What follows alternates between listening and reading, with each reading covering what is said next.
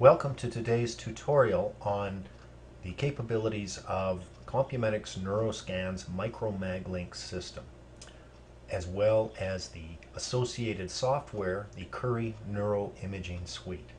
Today we will highlight the features of both online and offline artifact suppression, including gradient artifact and ballistocardiogram. For the purposes of this demonstration, we will run the software in simulator mode, in essence recreating a live recording. The data set that we will be using today was recorded in a 3 Tesla GE magnet, and I'm simply hiding some channels right now that aren't necessary for our demonstration. And in this particular case, as in all cases with the MicroMagLink system, we synchronize the clock of the Synapse RT amplifier to the clock of the scanner. The gradient artifact has just begun, so we can begin our online suppression of artifact. With the Curie software, we always move from top to bottom down the menu list as part of our data processing or data analysis, data acquisition sequence. In this particular case, however, I can go directly to artifact reduction. The method we will choose is based on event codes. That is, these event 5s shown up here at the top, which are the onset of each TR in the scan. The numbers shown here, which are 5s, indicate the value that we have applied to these TR onsets, and we simply set the interval, which in this case is a 2000 millisecond TR, which starting at data point or time point 0 extends out to time point 1999 milliseconds. We will use the so-called Allen method or subtraction technique.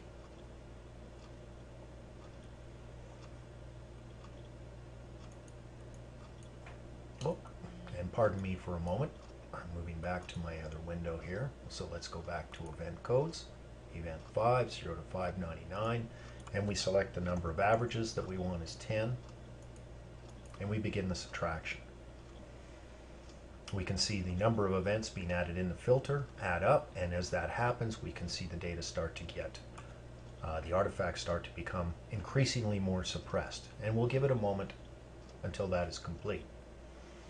While we are waiting for that to complete, let me point out some advanced features here. Number one, we have chosen to suppress the unfiltered data. This data is sampled at 1000 Hz, therefore the passband is DC to 200 Hz. We're including other channels, including EKG, so we can get correction on that EKG channel as well, because it's also affected by the gradient artifact. Subsample correction, which is not selected here, allows us to upsample the data to 50 kilohertz to suppress the gradient artifact should there be some additional degree of jitter that's not adequately treated by the standard subtraction method. Thus far, we have not found an example with the MicroMagLink system of a case where this upsampling of the data is required. We also have a detrending function, and this can be applied in cases of live recordings or online corrections when there may be slight temporal inconsistencies in the TRs. So here we can see we get a very good correction of the gradient, suppression of the gradient artifact, and I'll just scale it up a bit, but we can also see very clearly the ballistocardiogram artifact through this data. So we will move to the second step in our processing sequence for artifact suppression. The first one is suppression of the gradient artifact. The second step we will do is suppression of the ballistocardiogram artifact based on triggering off of the EKG signal. Now typically with your system, with a MicroMagLink system, we can include a pulse oximeter. Pulse oximeter is placed on the signal, slightly different timing, but since it's a fiber optic connection to the control room, it is essentially transparent to the magnetic field and gives us a very, very clean and consistent measure of triggering for the ballistocardiogram suppression. However, we can use the EKG signal. And I'm not going to do much correction to the EKG signal. We'll switch here to our threshold measurement, which is what we want to use. I've already pre-selected EKG, but if we click on the channel selector, we can select any channel. We just come to EKG and turn it on. We switch our interval from -300 to 400 milliseconds. And we start to get a nice consistent pattern of picking out the artifact. And in this particular case, we're actually triggering mostly off of the distorted T wave in the EKG signal. We have a couple changes I will make. First, I like to use my threshold measurement to detect the first slope in the artifact. So we'll let it do that. And if that doesn't give us clear, consistent intervals for the gradient for the ballistocardiogram artifact, we can alternatively switch to the peak. And in this particular case, since I'm not doing any filtering at all, we'll leave it on peak. The approach that we're going to apply in this particular case is a PCA method. So we'll turn the algorithm on, initiate it,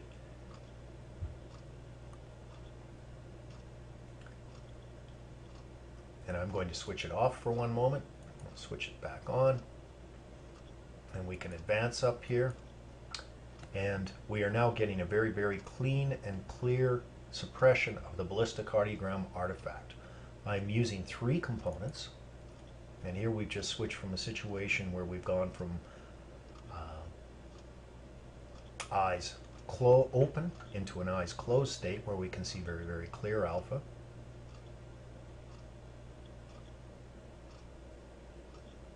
And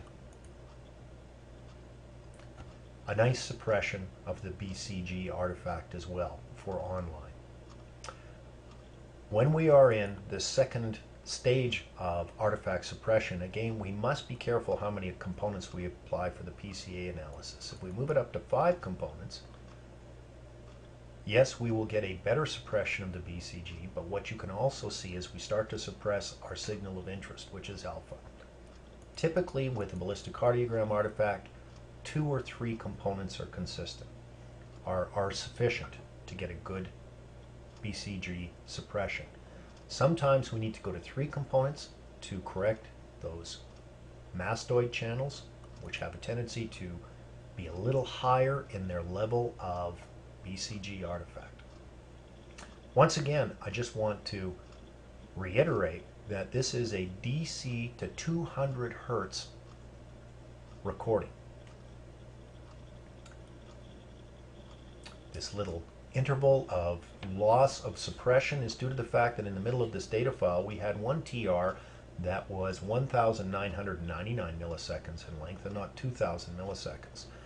The suppression fails momentarily but then corrects itself, as you can see.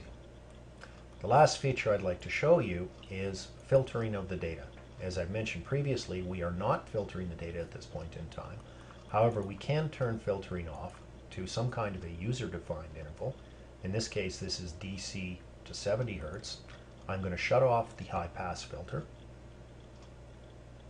because particularly when we're doing an eyes open, eyes closed analysis, we want to see these sweeps in the data that indicate there's a state change. And we have our low-pass filter set at 70 Hertz. We can change that to 100 Hertz. And we can see that we still have very clear and consistent data. Next, we will illustrate offline suppression. We're now going to illustrate the characteristics of the offline gradient suppression as well as offline ballistocardiogram suppression. When we are doing our artifact suppression offline, we have a few more options that are available to us. First, when we are doing suppression of the gradient artifact, number one, I have found that if we do a combined method of PCA first plus gradient artifact, or pardon me, plus the traditional Allen method of subtraction second, we can get even a cleaner removal of the gradient artifact, or cleaner suppression of the gradient artifact, than we do simply using the Allen method alone. And I will go through and walk through these steps right now. So once again, in our signal processing functional data menu, the only parameter I have set thus far is a baseline correction for the data. So I've simply corrected it so each of the channels for visual purposes is settled in its own display area. Next, we will go back to using event codes for our BCG suppression. If we come down to our list, it will give us a list of all possible event codes, which we know are TRs indicated by event 5, and there are a total of 237 in total. Our interval is either 0 to 2000 milliseconds or 0 to 1999. I'm going to leave it from 0 to 2000 for now, just to show you that there's some flexibility in how these can be applied.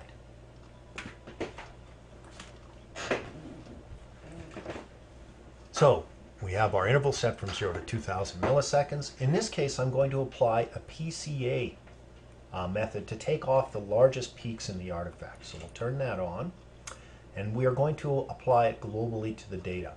So what I'm going to show you is each step of the process done separately to begin with, and then we will combine all the steps together. So we'll scan the data, which simply means it goes through and reads all of the data into memory. This is an important feature of the Curie software, is we do most of the processing as in-memory transformations. That means we load the data into memory, and then when we apply our corrections, they are shown instantaneously. Right now it's actually rolling through the data 3 times because I've basically done some initial setup of the algorithms, but this will give you an idea of the steps that we go through. Okay, so the first correction step has been applied. If we want, we can look at the PCA components that we have rejected or identified. So those are shown right here, all 5 PCA components that we can look at. If we want to stack those components and separate them out a bit, we can do that. It's a right click and stack waveforms.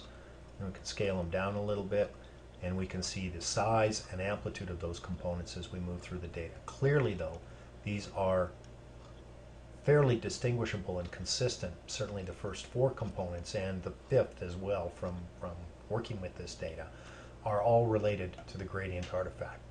I'm going to close that window. Now we're going to move to step 2, which is, in this particular case, using event codes again to suppress the gradient artifact, but this time we are going to use the Allen method. So PCA first, Allen method second. Offline, we can increase the number of events that go into the average because they are distributed around the epoch to be corrected. When we're online, all of the events that are used to correct the artifact occur prior to the event of correction. But when we're offline, we can the algorithm switches slightly. So for example, in this particular case where we have 15 averages going into the correction, half of those are from before the time of the event that is to be corrected, and half are from the time after, since we have all of this now available to us. So again, we can go through and scan the data at this point. We can see our 5 markers up here. So very clearly we're getting the gradient artifact suppressed. And again, we have that little interval in the middle where we lose the suppression. But let's walk into the data a little bit. So that's the warm-up of the algorithms. And then we walk into the data, and there's the suppression of the gradient artifact using these 2 combined methods, PCA and the standard Allen method. The next step that we want to do is to suppress the ballistocardiogram artifact. I've done a little pre-processing on the EKG channel here by selectively filtering it. So let's go to filter frequencies. And in essence, in a user-defined case, I've gone from 1 to 10 hertz to stabilize it. So we can turn this on. And now, when we are on step 3, we will come to the threshold method again. Select my EKG channel, and I'm just going to go through the process of showing you. There's EKG. If it was VEOG, we could click that, but EKG is obviously what we want to use. And set our thresholds. I'm going to turn on both threshold markers so you can see what happens. In fact, that's a little difficult to see, so let's make that let's make it 200. There. So when we have both of these threshold markers activated, we get two horizontal broken lines. So fundamentally a positive and a negative threshold marker that we can use. I'm going to put it to 0 to turn off the one marker. Negative is up in this particular case. And then I'm going to set up my other parameters. Again, using unfiltered data. I do not want to use the peak in this case because I filtered my EKG signal on the remnants of what looks like EKG to highlight again that distorted T wave. And I want to work off of the first slope of the T wave. I find that gives me more regular intervals between each of my each of my EKG events. So we can see the peak of the measurement that we're getting from our EKG signal, and then just slightly lagged behind it is our major event or major marker of the ballistocardiogram. Again, I'm going to use principal components analysis in this case. We're going to apply it globally and locally, or pardon me, globally as opposed to locally, because we want to have a continuous correction of the artifact, and then simply tell it to scan the data once again.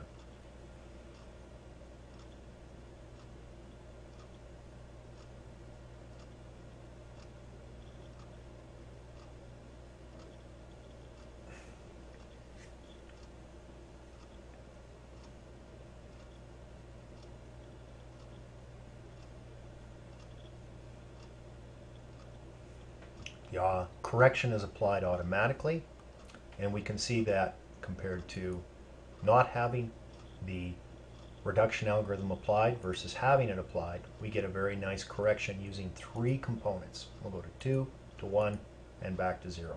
Clearly that first component takes care of the large peaks of the ballistocardiogram artifact, but we can still see regular repetitions of artifact through the data. We go to the second component, still a little bit of residual, and then we suppress the third component, and there we can see a nice clear suppression of the artifact. And here's a nice step function where we go from a case of eyes open into eyes closed. We get a little bit of alpha beforehand. Our poor subject was rather sleepy that day, but we can see the clear step from eyes open into an eyes closed state. Now once again, no filtering has been applied to this data. We can move into the display of the filtering. We can turn on filtering if we like.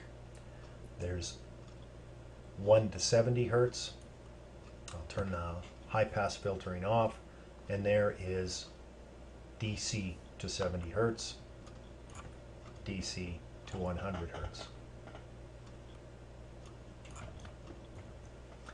Very quickly then, this is our demonstration of the capabilities of the Micro Maglink system with respect to gradient suppression and ballistocardiogram suppression, both online and offline. The data was sampled at 1 kilohertz in a GE3T scanner. And the clock of our Synapse RT amplifier was synced to the clock of the GE3T scanner. Thank you for your attention this afternoon.